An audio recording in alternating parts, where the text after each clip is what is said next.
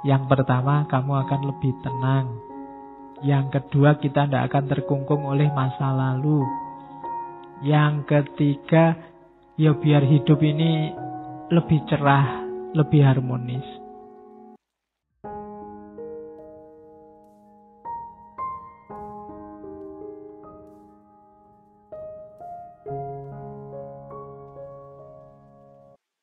Assalamualaikum warahmatullahi wabarakatuh. Kita mulai. Apa sih pemaafan itu?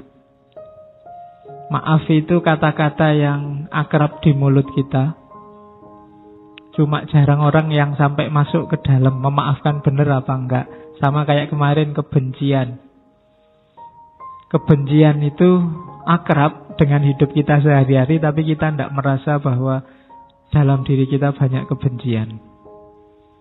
Maaf itu sering kita ucapkan, tapi kita jangan-jangan tidak tahu bahwa kita belum punya jiwa memaafkan. Ada banyak definisi tentang forgiveness, tapi saya suka definisi itu. Yang saya suka dari definisi itu, ada beberapa kata-kata yang menurut saya pas. Yang pertama, proses. Jadi maaf itu butuh proses. Susah maaf itu langsung. Kalau langsung itu biasanya bukan maaf. Mungkin basa-basi atau otomatis thought kayak kemarin. Nyenggol orang kesenggol dil. Maaf ya. Itu biasanya enggak ada mikir panjang. Maaf beneran apa kayaknya enggak. Jadi ada proses pasti. Setelah proses, tapi proses ini proses yang disengaja. Kalau otomatis, itu berarti tidak disengaja. Disengaja itu diniati benar. Kemudian sukarela. Ada orang yang minta maafnya tidak sukarela. Kenapa? Dipaksa. Kalau bapak tidak minta maaf dalam waktu 2x24 jam, saya laporkan polisi. Nah itu tidak sukarela. Tidak ketemu hakikatnya pemaafan. Orangnya minta maaf bukan karena dia memang niat minta maaf, sengaja minta maaf, tapi karena takut ditangkap polisi. Jadi ada unsur sukarela dan sengaja. Kemudian ada sikap mental yang berubah. Dari awalnya tidak suka, tidak berkenan, jadi memaklumi. Harus ada ininya. Kalau batinnya masih belum memaklumi, itu belum maaf, tapi masih basa-basi. Kayak kita kemarin waktu Idul Fitri itu kan salam-salaman dengan siapa saja.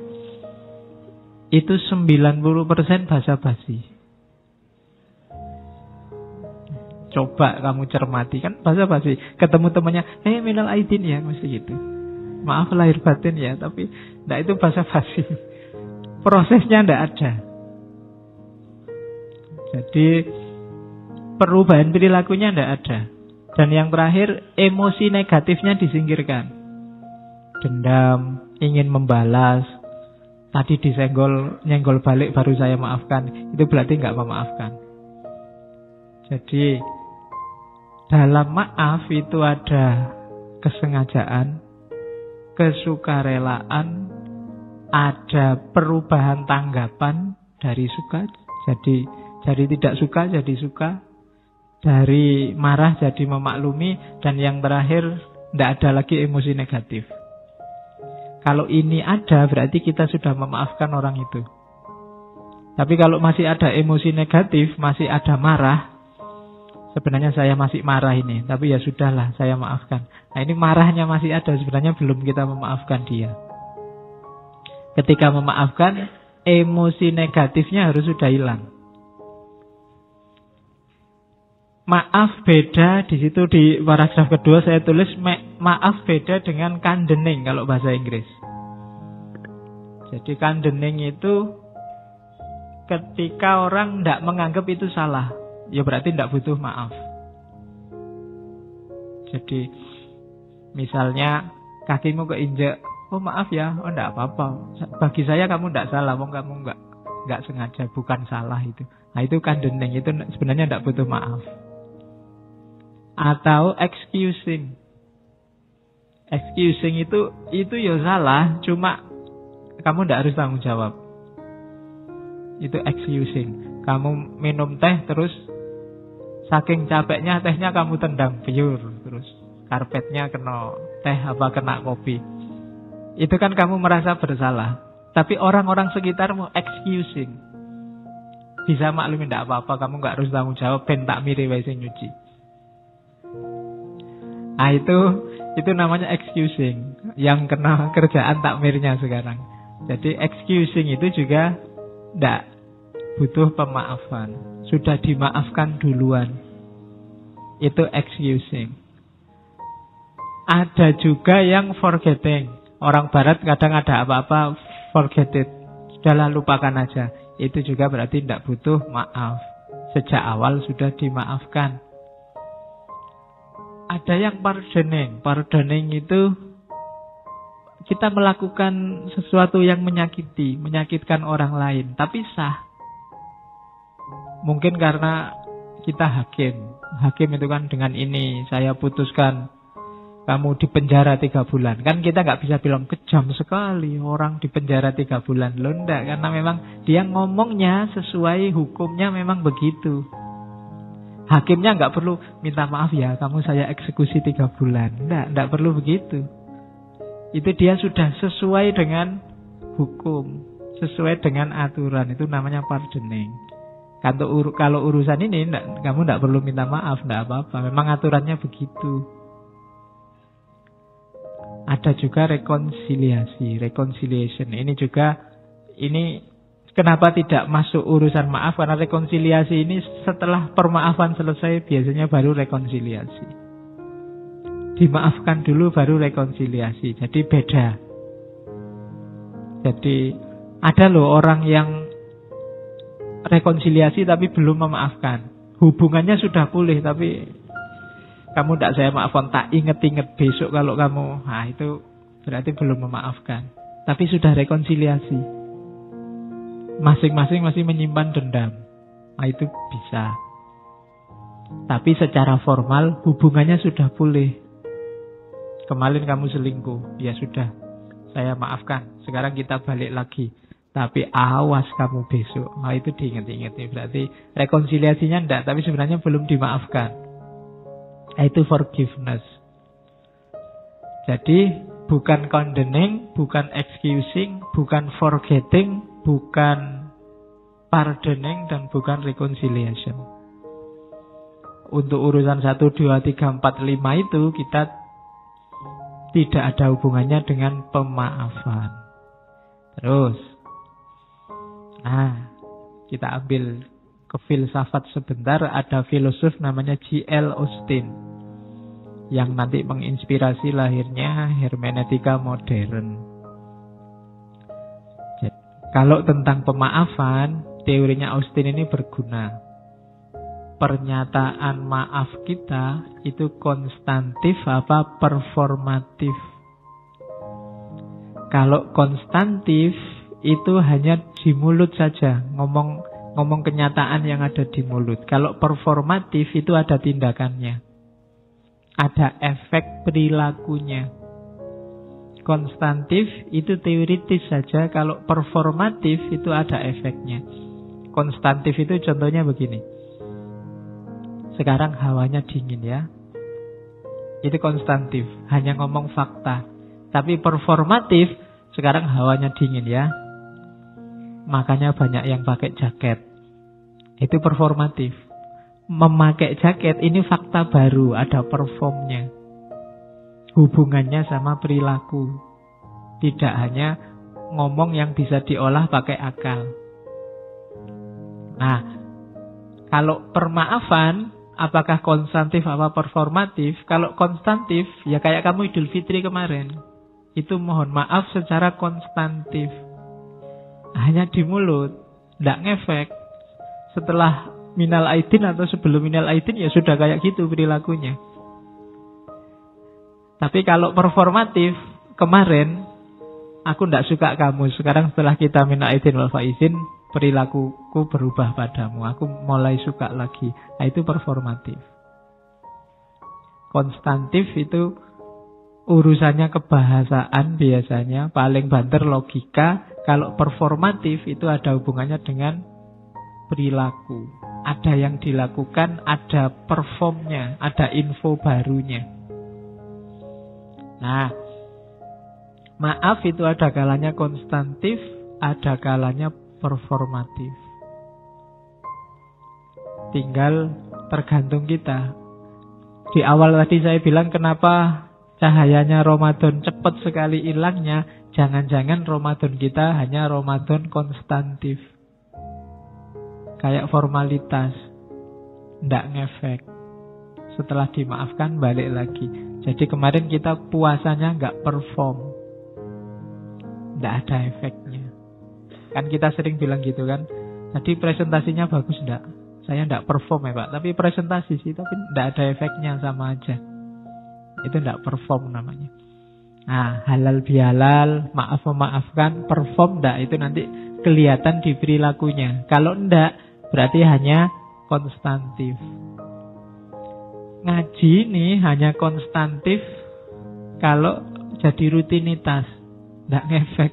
Malam Kemis saya ya ngaji Pak. Sudah hampir sekian seri kita ngaji. Ada efeknya ndak Mas? Ndak tahu Pak, saya itu paham aja ndak Pak, apalagi efeknya misalnya. Nah itu berarti ndak perform. Konstantif ya. Oke. Teori ini bisa dipakai untuk macam-macam. Kalau ini yang punya J.L. Austin. Oke. Sebelum masuk ke teori-teori tentang pemaafan, ada beberapa miskonsepsi. Miskonsepsi itu yang pertama, pemaafan diartikan melupakan kesalahan dan menganggap tidak pernah terjadi apa-apa. Ini miskonsepsi. Tidak begitu. Memaafkan itu bukan berarti kita melupakan kesalahan. Orang ini tetap salah menurutku, cuma saya maafkan. Kan begitu. Makanya tadi, yang melupakan kesalahan tidak termasuk jenis pemaafan. Kayak yang sebelumnya tadi, forgetting. Jadi maaf nggak boleh lupa. Kemarin kamu selingkuh, aku inget loh, tapi saya maafkan. Dan akan inget terus, mau diselingkuhi. Kalau nggak inget terus kan nanti diselingkuhi lagi, lupa lagi. Selingkuhi lagi, lupa lagi. Nggak, ingat terus. Nggak apa-apa, nggak masalah. Kamu katanya memaafkan, kok diinget-inget. Loh, memaafkan bukan berarti melupakan. Ya, kalimatmu aku maklumi, tapi itu tetap salah kan. Dan aku ingat biar kamu nggak bikin salah lagi yang kedua. Jadi itu miskonsepsi. Nggak, maaf bukan berarti melupakan. Yang kedua, ada yang anggap maaf itu simbol lemah.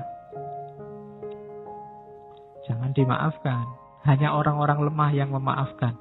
Kalau Gandhi kebalikannya, hanya orang-orang kuat yang bisa memaafkan. Nggak gampang loh memaafkan itu. Kamu yang disalahi, disakiti, diselingkuhi, dibohongi, dicurangi, untuk bisa memaafkan itu luar biasa. Maka katanya Gandhi, hanya orang-orang kuat yang bisa memaafkan. Jadi maaf tidak ada hubungannya dengan kelemahan. Kalau kamu nganggap memaafkan itu kelemahan, kamu salah persepsi tentang maaf. Karena jarang, nggak banyak orang bisa memaafkan. Kalau membalas mungkin. Saya pengen balas Pak, nggak bisa balas, tapi ya itu kelemahan. Tapi kalau memaafkan enggak. Kalau mau saya balas Pak, tapi saya maafkan. Itu kan orang-orang kuat. Jadi maaf tidak ada hubungannya dengan kelemahan atau kekuatan. Kalau ada yang bilang begitu berarti miskonsepsi. Yang ketiga, pemaafan ada yang menganggap Pak, kalau saya maafkan berarti tidak adil, Pak. Yang salah kan harusnya dihukum. Jadi antara keadilan dengan pemaafan ini dua level yang berbeda. Adil itu hak, tapi maaf itu keluhuran, kemuliaan, kebaikan. Agama menyuruh tiap kali khotib Jumat itu loh, innallaha ya'muru bil adli wal ihsan. Adil ini paradigma pas, paradigma hak. Orang yang jatahnya 30, kasihlah 30, itu hak. Itu adil. Tapi di atas adil ada ihsan. Ihsan ini melampaui keadilan. Jauh lebih bagus daripada keadilan. Harusnya kamu zakat cuma 2,5%. Tapi kamu zakatkan 50%. Yang 47,5% itu ihsan. Kita menyebutnya sedekah, sedekah. Itu ihsan. Harusnya kamu nganternya cuma sampai jalan besar saja, tapi kamu antar sampai depan kamarnya. Yo, sampai depan aja loh ya, nggak boleh masuk. Itu ihsan namanya. Betul. Atau kalau mau adil, harusnya kamu nggak nganter juga nggak apa-apa, nggak ada hubungan apa-apa kok. Bukan apa-apa, pacar juga enggak, kemarin ditembak enggak mau. Jadi, tapi kamu paksain nganter, itu ihsan, bukan adil. Nah, maaf, itu levelnya ihsan ini. Ya sebenarnya kamu disakiti, kamu dizolimi, kamu punya hak untuk balas, punya hak untuk menuntut keadilan. Tapi kamu maafkan, itu berarti ihsan. Jadi pemaafan itu bukan berarti ketidakadilan, tapi perbuatan yang baik, melebihi sekedar menuntut keadilan. Terus yang keempat, maaf hanya untuk orang-orang yang kita kenal atau orang-orang yang minta maaf. Ini juga termasuk miskonsepsi. Kalau kamu tidak minta maaf ya tidak saya maafkan. Nah ini miskonsepsi juga. Ya kalau ada dia minta maaf ya, tapi dia nggak minta maaf pun bukan berarti kamu tidak bisa memaafkan. Kadang-kadang tidak usah nunggu orang minta maaf, kita sudah bisa memaafkan. Daripada capek-capek nunggu dia minta maaf. Apalagi dia yang kamu tunggu cuek aja. Kamu capek nunggu kapan dia minta maaf. Habis waktu menunggu ngapain? Udah dimaafkan aja. Rencananya mau dimaafkan toh, ya sudah dimaafkan saja. Nggak usah nunggu-nunggu. Ini tak tunggu-tunggu nggak datang-datang minta maaf ya. Waktu kita habis untuk nunggu dia, ngapain? Wong dia nggak datang-datang. Sudah dimaafkan saja. Nah itu jadi nggak ada hubungannya dengan minta maaf. Terus yang keempat lagi, harusnya 5 itu. Oke. Maaf itu ada yang bilang bisa cepat dan mudah. Ini tadi yang saya bilang, enggak, maaf itu butuh proses. Orang perlu mengendap dulu untuk mempertimbangkan dia memberi maaf apa enggak. Kalau langsung dimaafkan itu biasanya tidak hakiki. Kayak tadi, hanya konstantif. Hanya di mulut. Kayak kamu minal aidin wal faizin kemarin itu kan hanya di mulut. Kalau diproses serius, misalnya, Mas minta maaf lahir batin ya, sebentar. Kamu punya salah apa padaku? Coba disebut satu-satu. Oh itu bisa nggak jadi dimaafkan. Ya kan? Jadi enggak, prosesnya enggak secepat itu, enggak seringkas itu. Ada tahapan-tahapannya nanti di belakang. Sebelum orang sampai benar-benar memutuskan untuk memberi maaf. Ya kecuali sama yang tidak kenal sama sekali, tidak pernah ketemunya setahun sekali minal aidin ya tidak masalah itu. Cuma kadang-kadang kan memang ada memanfaatkan momen, besok aja minta maafnya, kalau Idul Fitri pasti dimaafkan. Nah, itu formalitasnya. Coba kamu bilang beneran salahmu apa, tidak mesti dimaafkan. itu ternyata dulu yang ngambil uangmu di situ aku. Pas nggak punya duit ada uang kececeran tak ambil. Sekarang minta maaf ya, bisa nggak jadi maafkannya. Jadi dia nggak cepet. Maaf itu yang serius ada prosesnya. Kemudian yang kelima, maaf bukan berarti membolehkan atau menganggap baik perilaku yang keliru. Ada orang bohong, ya sudah kamu saya maafkan. Itu bukan berarti terus bohong itu boleh. Bohongnya jadi benar, enggak. Bohongnya tetap salah. Kejahatan yang dia lakukan tetap jahat. Cuma kita memaafkan dia. Besok jangan diulangi lagi, kan begitu. Kok besok diulangi lagi, mungkin pertimbangan memaafkannya jadi lebih panjang lagi sebelum memaafkan. Jadi awas jangan miskonsepsi. Ada 6 hal yang kita sering salah persepsi tentang pemaafan ini. Yang pertama, maaf bukan berarti melupakan kesalahan. Yang kedua, maaf bukan berarti kita lemah. Yang ketiga, maaf bukan berarti tidak adil. Yang keempat, maaf tidak hanya untuk yang minta maaf. Yang kelima, maaf itu ada prosesnya. Dan yang terakhir, maaf tidak membuat perilaku salah jadi benar. Nah, ini miskonsepsinya. Sebelum kita masuk ke teori maaf memaafkan. Selanjutnya kita lihat manfaatnya dulu. Yang pertama, mengapa harus memaafkan? Alasan pertama kenapa harus memaafkan itu biar kita ringan hidup kita. Hubungannya sama dendam, kebencian minggu lalu. Itu kan sangat berat untuk psikis kita.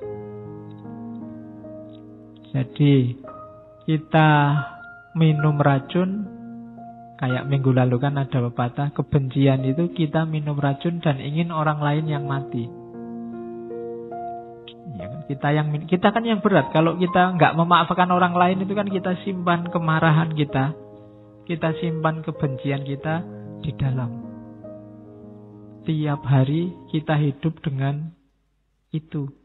Ketemu yang kita benci, ketemu yang tidak kita sukai, terus jadinya kan tegang. Nggak jadi lewat, terus lewat ke sana. Sudah mau lewat nggak jadi lewat, mau ke sana nggak jadi ke sana, mau masuk ke warung ada dia nggak jadi. Energi kita habis untuk itu. Mau berangkat ngaji, itu mesti dia duduk paling depan. Tiap hari bikin aku kecewa. Aku datang terakhir-terakhir aja, nggak usah lihat. Misalnya, kan kita capek sendiri, hal-hal yang nggak penting, hal-hal remeh-temeh, jadi beban.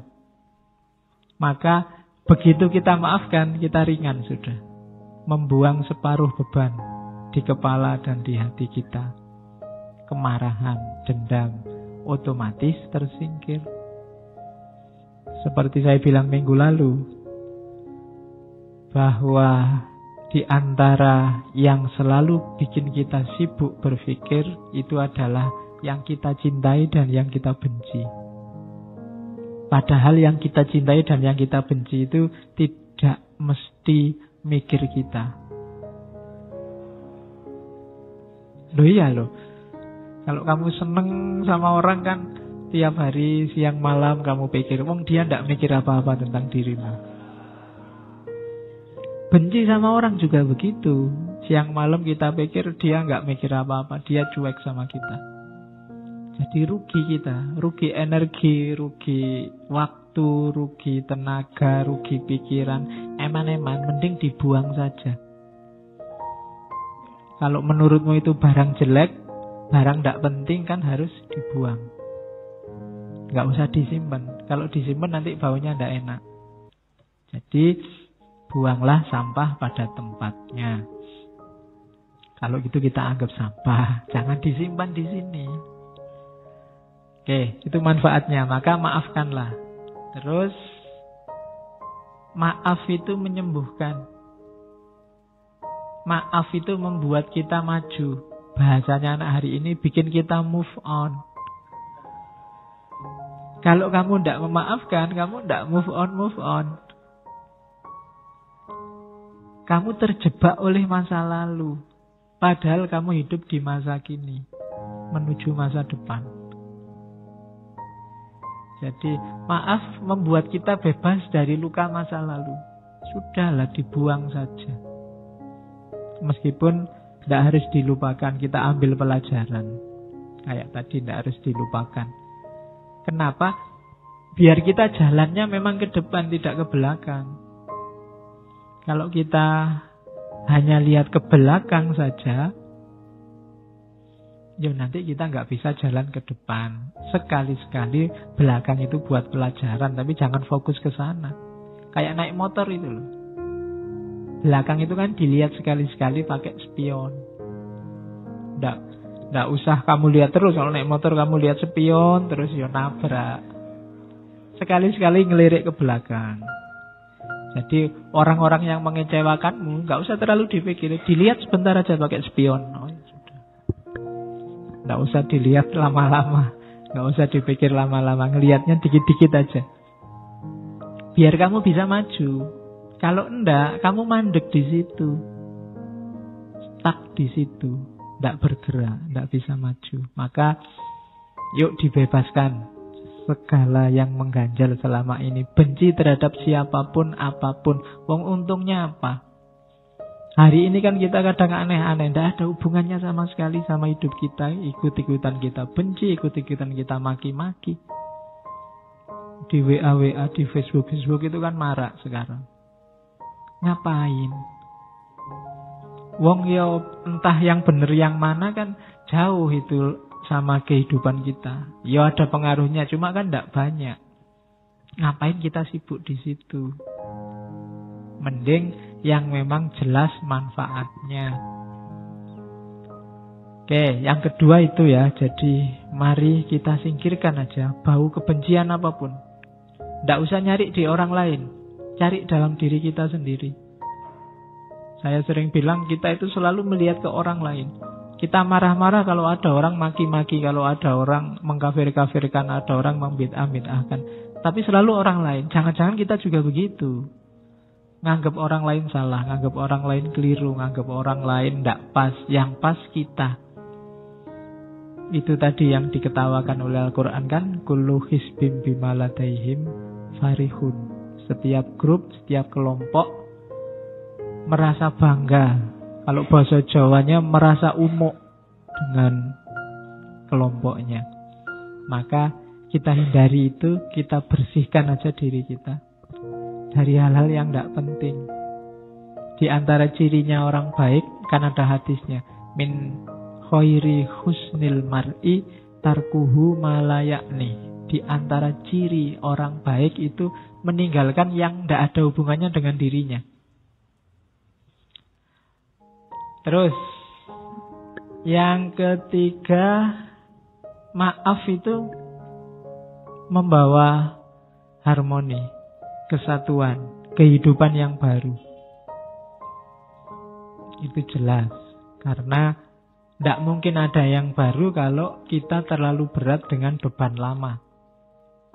Tidak mungkin kita bisa lari maju kalau beban kita hari ini terlalu berat. Beban batin kita terlalu mantap sehingga melangkah aja kita beratnya luar biasa. Terkungkung oleh masa lalu. Maafkanlah. Biarlah dia dengan yang lain, kamu nyari sendiri yang lain juga. Tidak usah terlalu lama dipikir. Iya. Yo Ben, dia sama yang lain. Emangnya tidak bisa nyari yang lebih jelek? Oke. Ya. Tidak apa-apa tuh. Ya kalau untuk umum kan kamu bisa bilang begitu, tidak apa-apa. Terus. Jadi jangan dipendam. Bebaskan dirimu. Terus maaf membuat kita lebih realistis. Tidak terpenjara, tidak terkungkung oleh masa lalu. Terus itu sudah dijelaskan tadi. Maaf membuktikan bahwa kita masih manusia yang butuh memaafkan juga butuh dimaafkan. Maaf menunjukkan bahwa ya kita sama-sama manusia yang kadang-kadang juga bisa sama-sama salah. Saya maafkan, siapa tahu besok aku yang butuh dimaafkan. Hari ini kan kita kejam sekali sama orang yang keliru, salah ngomong, keceplosan. Kita tidak memaafkan, pokoknya semua kita laporkan ke polisi. Mbok coba, jangan-jangan besok kita yang keceplosan ngomong, jangan-jangan besok kita yang salah bicara. Kan sengsara juga kalau tiba-tiba salah ngomong terus dilaporkan polisi. Wong tadi niatnya guyon ya, tapi karena sudah terlanjur benci ya dilaporkan polisi. Jangan-jangan besok menimpa kita juga. Maka hendaklah kita budayakan memaafkan. Kalau orangnya sudah memang minta maaf, ya kita maafkan. Karena siapa tahu besok kita yang butuh dimaafkan. Jadi peradaban yang saya bilang tadi, pemaafan itu levelnya tidak hanya level adil. Ya memang adilnya orang salah itu dihukum. Cuma pemaafan itu melampaui adil. Dia ada di level ihsan. Kan lebih enak jadi orang mulia. Di atasnya sekedar adil. Jadi maaf menunjukkan bahwa kita ini manusia bisa salah. Kalau orang lain minta maaf, ya kita maafkan. Karena siapa tahu besok kita yang butuh dimaafkan. Yang terakhir di catatan saya, mengapa harus memaafkan? Maaf itu membuat kita punya energi lebih. Yaitu logikanya matematika. Kemarin energi kita pakai untuk membenci orang, untuk merancang balas dendam ke orang yang membuat salah pada kita. Ini kan energinya besar. Energi besar ini begitu kita memaafkan, bisa kita manfaatkan ke yang lain, yang lebih penting, yang lebih manfaat daripada pikiran yang negatif, rancangan hidup yang negatif hanya untuk balas dendam, hanya untuk membenci orang lain. Sudahlah, kita maafkan saja, kita rancang hidup kita secara lebih positif dengan energi yang fokusnya ke sana.